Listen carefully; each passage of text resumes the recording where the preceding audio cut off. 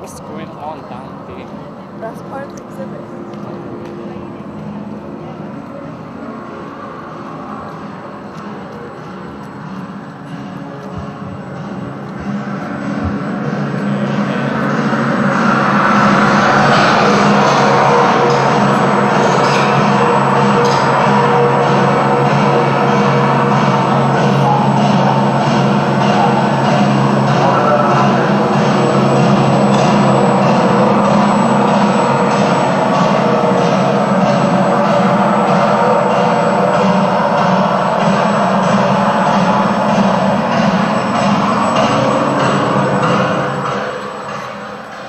Do that Marianne video too.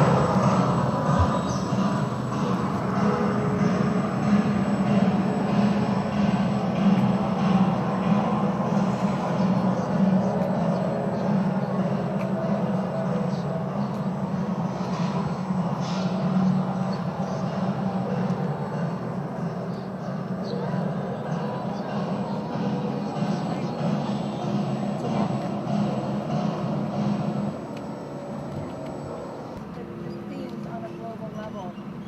So gratitude to Chester for this and for bringing other artists into the fold.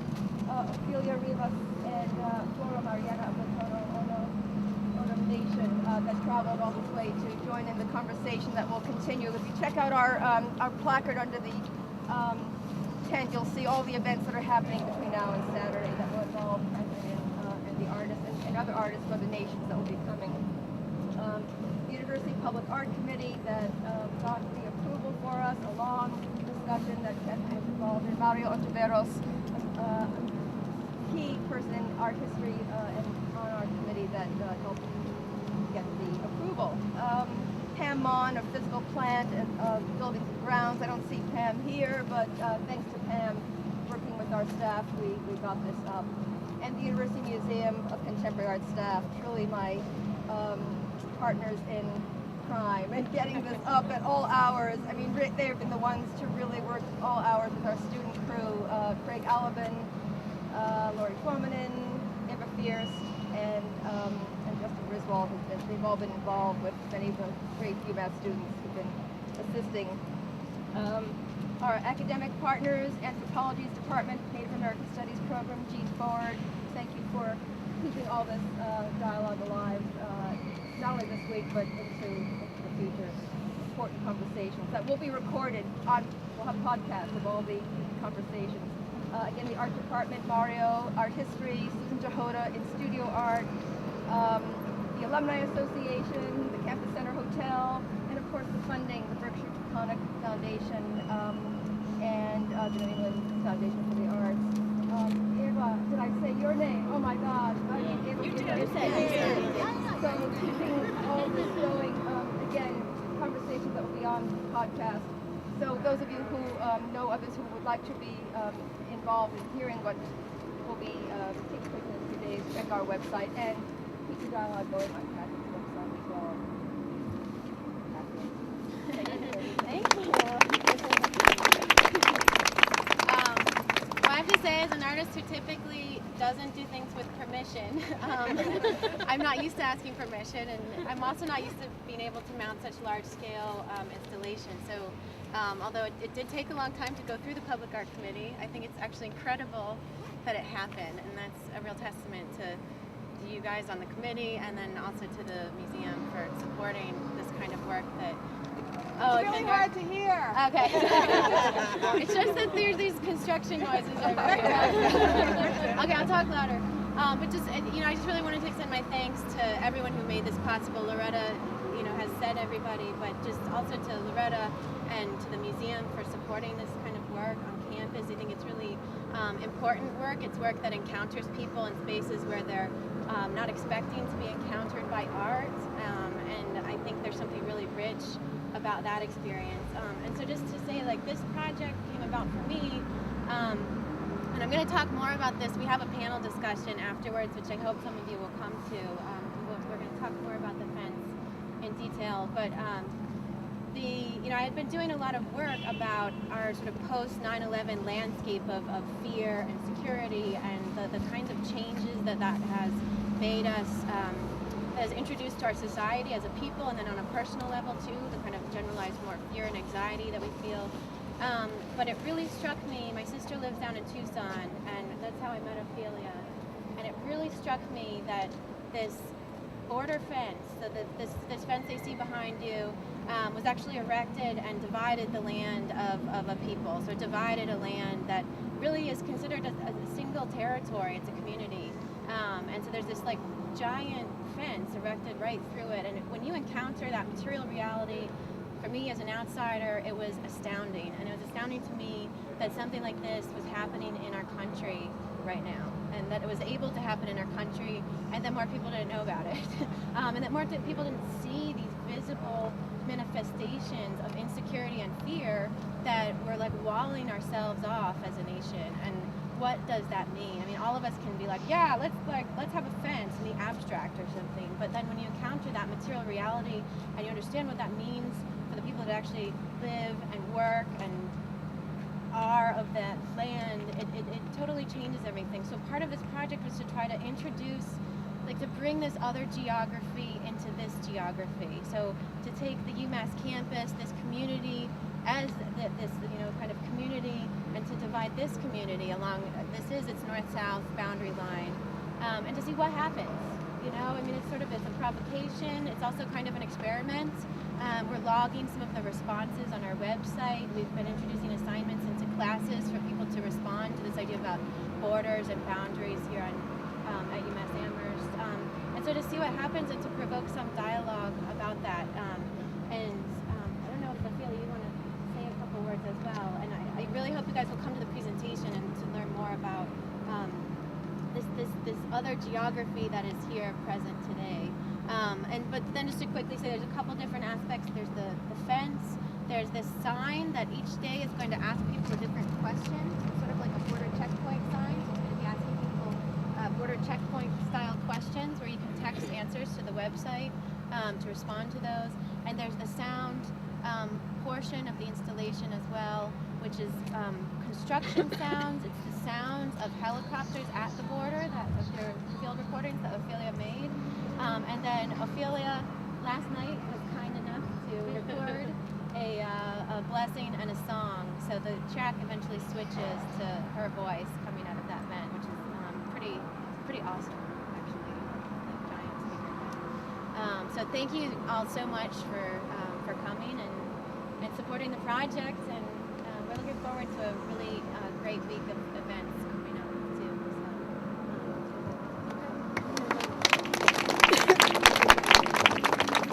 Benda roci homo cuman sisa pentat ngaji. Mak sih hasa itu tu hajat aci mi dan ya waka. Mama beri dan mama yaki pihak cium kudo. Kuda wusik ko apa mukui ita mahas cuy. My name's Uya, and it's also Ophelia Rivas. I just want to say that it's really an inspiration for me to be here and to be here with Catherine and to introduce this kind of art here, and that just try to see the reflections in the people and what they feel about this.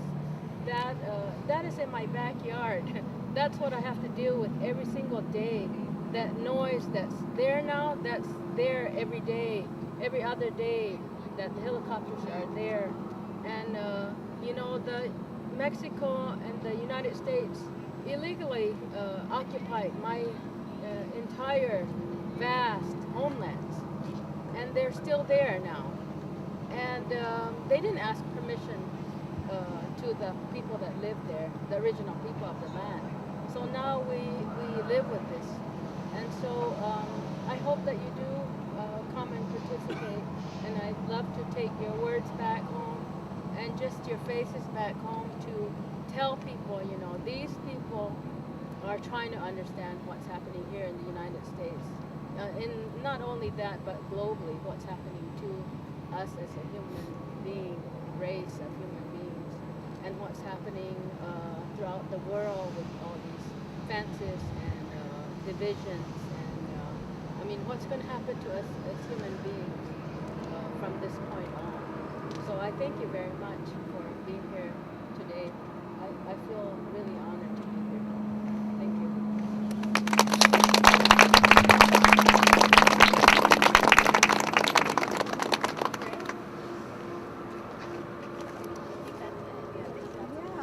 Oh, yeah. Yes, you had questions, yeah.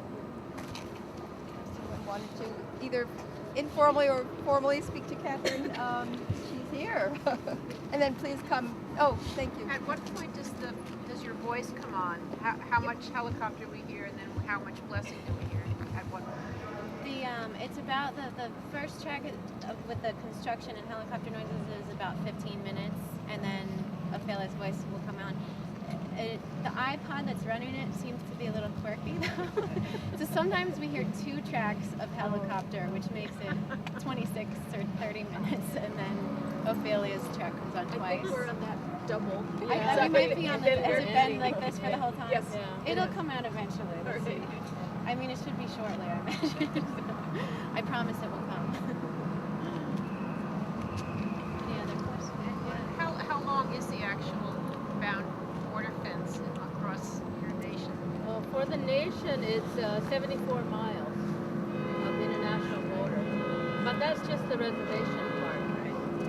Yeah, so it was the Bush's Secure Fence Act that was passed in 2006, which actually authorized authorized the government to build a fence along basically the entire U.S.-Mexico boundary, which is, if you actually look at that territory and how long it is and the kind of territory that it is there, it's insane. It's like an insane thing. That's great news. This is this other installation. Well, I thought it was really ironic today when they did the emergency alert thing and this is going up. It was like, yeah. I didn't hear that. It's very eerie when they do it because it's like this voice coming out of somewhere. Oh, that's really And interesting. it just seems, yeah, I know. Ophelia, I have a question that I asked you already earlier, but I would like to ask you again because the answer was so demonstrative, I would say. We talked about the fence, and it looks like, if you look at the picture, it looks like it's kind of permeable. You kind of crawl through and go on the other side. But when I asked Ophelia about it, she said, well, it is not like that. If I want to see my cousin, I want to have a ritual attending on the other side of the fence. So can you talk about that? Because that was really bringing it home. Just less than half a mile on that side of the fence, the south side of the fence, because I'm on the north side. It's a relative of ours. But we can't cross the border, and he can't come across that border. He'd have to go all the way to the port of entry, and because he doesn't have any documents, passport, visas, or he's not allowed to cross into the United States. And if I go see him, I'd have to sneak across that border illegally, or either I'll go 4 miles around and then another 2 hours to get to his place. So it takes 6 hours around to go and visit when he just lives less than a quarter of a mile. And our ceremony site that is been ongoing. We believe in our oral history that we've been there since the creation of this world. And we've been holding the ceremony since then. But it's 25 miles south of that international border, which means that we do have to go across the checkpoint that's at the reservation, the checkpoint that's at the port of entry, and then finally arrive, which is 6 hours there to arrive at our ceremony site. And then the problems recently is coming back with the ceremony elders that have no proof of citizenship because they're born at home. I'm born at home. I don't have a birth record, and I can't prove to the authorities where I'm, what citizen I am. And I would rather say I'm an O'odham and that they can accept my tribal ID card as proof of my citizenship. And but it's been a problem. Is this your voice now? Yes, that's my voice, and then the song comes out. Did I cover it? Yes, you do. Oh, yes. So you say that you can't cross that, but yet we talked about how it does look quite Yes, permeable. yes. Why can't you, and what would be the repercussions if you chose to? You're undocumented person illegally crossing United States border, and that you're arrested and detained and deported. I mean, you going south. Yes. Absolutely. Going south is not a problem. Okay. Coming back in is a problem. So you could sneak through and go see your relative a quarter mile into Mexico, and probably wouldn't. Yeah, walking, I could. Walking. Couldn't drive across, but walking, Right. yeah. But I couldn't come back in. I couldn't come back in through the same Because route. you didn't get stamped to leave Yes, the country. Okay. yes. All right, I get it now. Yeah, and then crossing here, I mean, what's amazing is like, I mean, you can see sort of how remote this looks. It's not like we're in a urban landscape or something, but the amazing thing down there is the amount of border patrol trucks, equipment, surveillance stations. So, I mean, chances are they will see you. You Yeah. know, they We will live. see you. I live in a valley with mountains on both sides, and one of them has the censoring equipment sitting there, and also border patrol that are back and forth all the time. And they do have a road along the border that they monitor all the time. So in any given time, there could be, if some like Catherine was there, they didn't stop her, but they stopped me as we were leaving my community. So go figure. What does that tell you? Racial profiling, that kind of business that goes on all the time.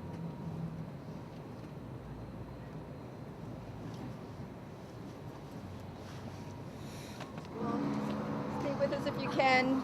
Studio Arts Building at 445. The dialogue will continue with Catherine Ophelia Mario Ontiveros and Susan Jahota from the Studio Arts.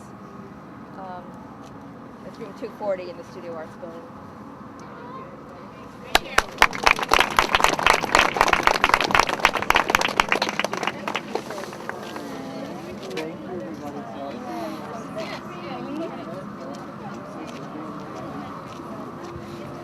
I know everyone's gone.